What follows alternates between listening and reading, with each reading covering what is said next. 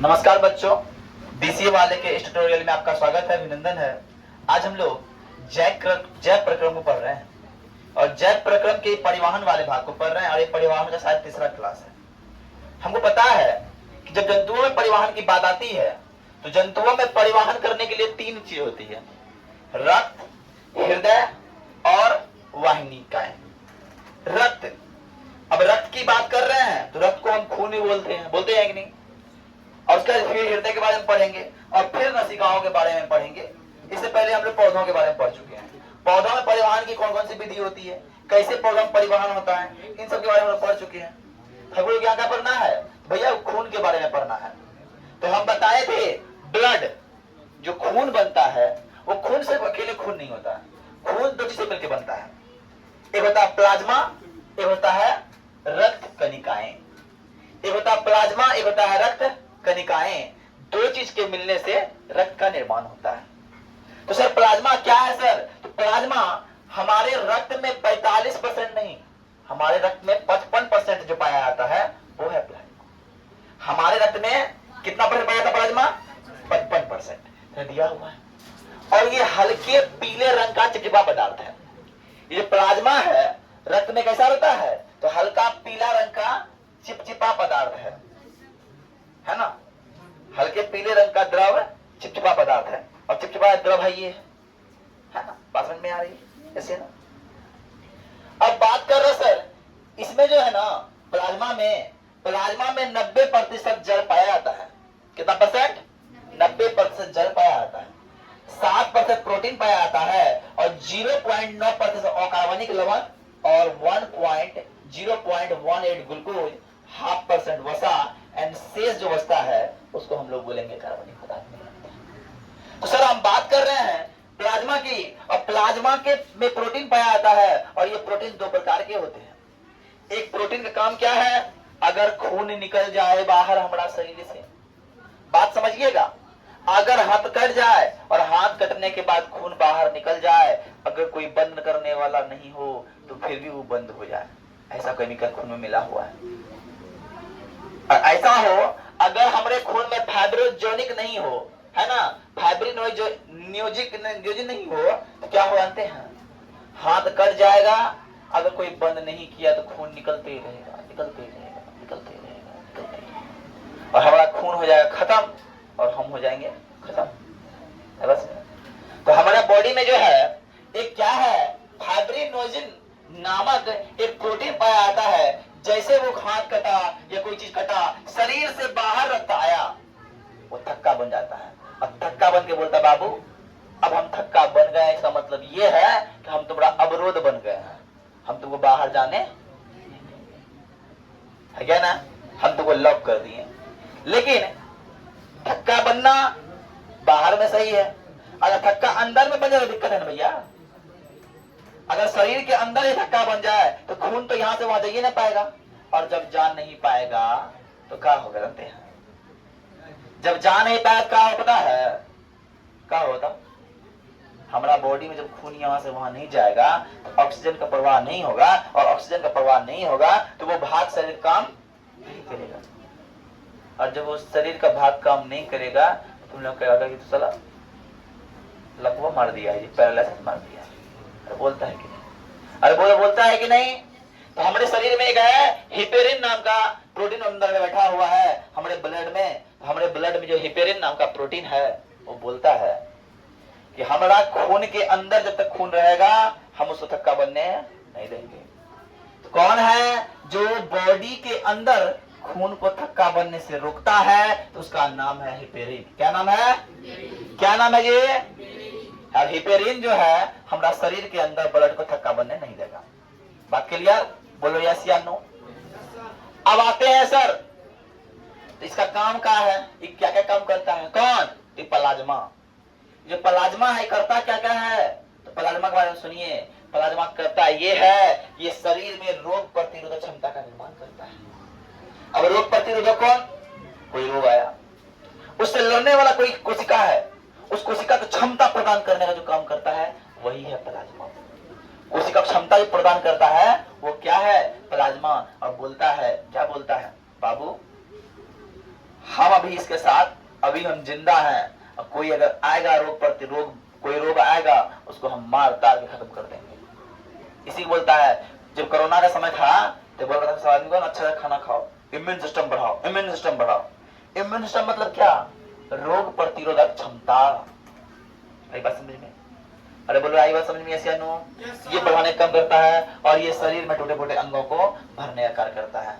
शरीर का जो अंग होता है, शरीर के अंदर कोई कोशिका टूट जाती है, कोई कोशिका टूट जाती है। अब मान लो काट दिए, यहाँ कोशिका टूटा होगा, टूटा होगा कि नहीं? अब धीरे धीरे तो कटले रहता है, कटले रहता है नहीं, धीरे धीरे वो ऐसा राहिर गिर गया, कट गया, फट गया, और धीरे धीरे भरने लगा कि नहीं? तो इसके शरीर में वो जो कोशिका है वो काम कर रहा है, इसको भरने के लिए काम कर रहा है, इसलिए वो घाव भर रहा है।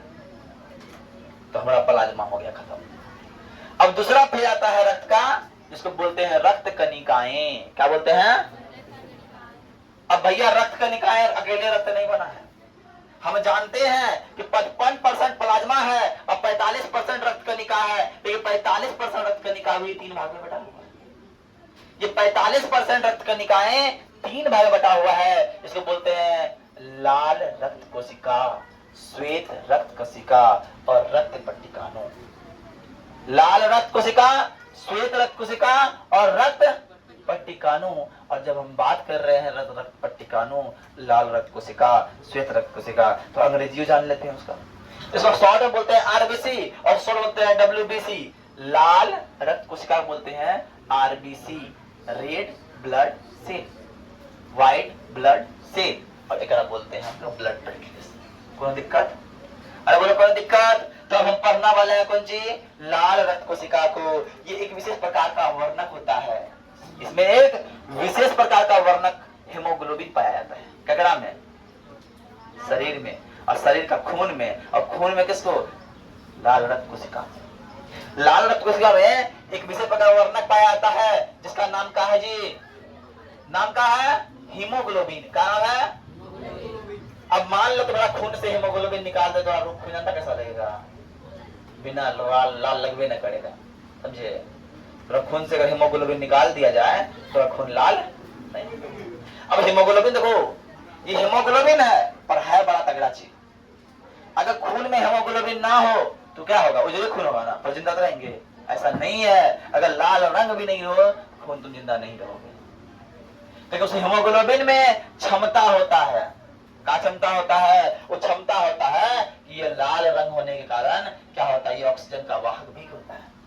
मतलब हृदय से ऑक्सीजन को लिया, बोला भैया ऑक्सीजन तुम आओ हमारे खून में मिल जाओ, और हम हैं धमनी, हमारे धमनी द्वारा, नलिका द्वारा निकालो और हम पूरे शरीर को पहुंचा लाते हैं।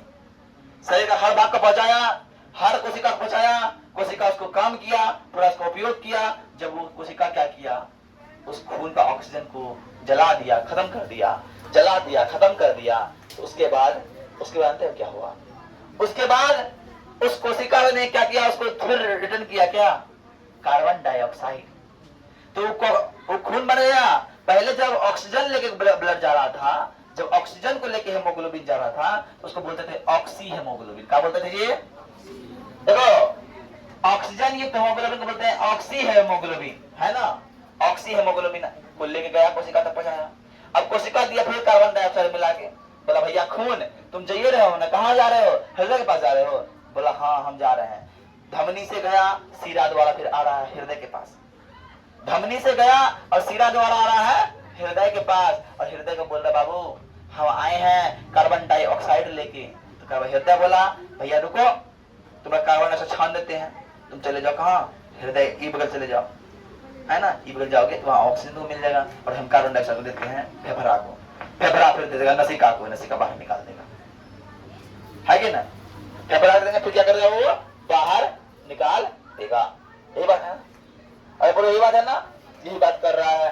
और आप देखो, अब बात होता है सर, तो आरबीसी का जीवन काल कितना दिन होता है? ये कितने दिन में होता है? तो भैया आरबीसी का जीवन काल 20 दिन से 120 दिन तक होता है। आरबीसी का जीवन काल 20 दिन से 120 दिन तक होता है। और पुरुषों में आरबीसी कितना पाया जाता है? 50 lakh millimetre cube. 50 lakh millimetre cube और महिलाओं में 45 लाख मिलीमीटर क्यूब। इसका मतलब जानते हो क्या? महिलाओं में हेमोग्लोबिन की कमी होती है। महिलाओं में हेमोग्लोबिन की कमी होती है। होगा भी काहे नहीं बाबू, होगा भी काहे नहीं। महिलाओं में क्या होता है, हर मंथ मासिक धर्म होता है। अब मासिक धर्म में ब्लड भी निकलता है। हर महीना जो है 100 ग्राम 150 ग्राम ब्लड से प्रभावित रहेगा। हेमोग्लोबिन कमी होबे करेगा। अब आते हैं, अब इसका निर्माण कहाँ होता है सर? इसका निर्माण होता है अस्थि मज्जा में। कहाँ होता है? कहाँ होता है? अस्थि मज्जा। अस्थि मज्जा कहाँ पाया जाता है? खून, तो लोग हड्डी, जब कभी मटन खाए हो, चिकन खाए हो, हड्डी के अंदर देखता होगा पाइप के में अंदर भराड़ता है, लाल लाल भराड़ता है ऐसे। तो खाता है कि नहीं? अरे खाता है कि नहीं? तो वही होता है अस्थि मज्जा। उसमें उसी से बनता है ब्लड। अगर तुम्हारे शरीर में अस्थि मज्जा ना हो, खून, तो तुम लोग आरबीसी समझ गए? कोई दिक्कत है आरबीसी समझने में? अरे कोई दिक्कत है? तब कोई पूछे तो बताओ का कि पुरुषों में आरबीसी कितना होता है, तो हम बोलेंगे सर 50 लाख मिलीमीटर क्यूब होता है और महिलाओं में 45 लाख मिलीमीटर क्यूब होता है। बोलो यस या नो? बोलो यस या नो? कोई दिक्कत? समझ में आई बात? अगर कोई पूछे बताओ बाबू शरीर में ब्लड में प्लाज्मा कितना प्रतिशत होता है, हम बोलेंगे सर 55% होता है। अब बोलेगा कि सर बताओ रक्त कणिका कितना होता है, सर 45% होता है। बोले बताओगे कि नहीं बोलोगे? अब कोई पूछ दे प्लाज्मा में जल कितना परसेंट होता है, तो सर 90%। प्लाज्मा में जल 90% और सर प्रोटीन 7% होता है। ये दोनों याद रखने वाला चीज है, समझे बात? तो अब देखो इतना कम करना, इसके तो लोग कुछ करते रहना। घर में करता क्या है, पोषण जो पढ़ाए हैं उसमें जैक प्रक्रम पढ़ाए हैं, पोषण श्वसन और परिवहन पढ़ा रहे हैं। इसका ऑब्जेक्टिव तैयार करते रहना, ठीक है? करते रहना करते रहना करते रहना। अब तो टाइम हो गया तो चेक करवाते दोस्ते, ठीक है? करते रहना है। कोई दिन फिर ऐसे टेस्ट लेंगे, बता आई। तो आज के लिए इतना ही। जय हिंद, जय भारत। ठीक है, जाओ।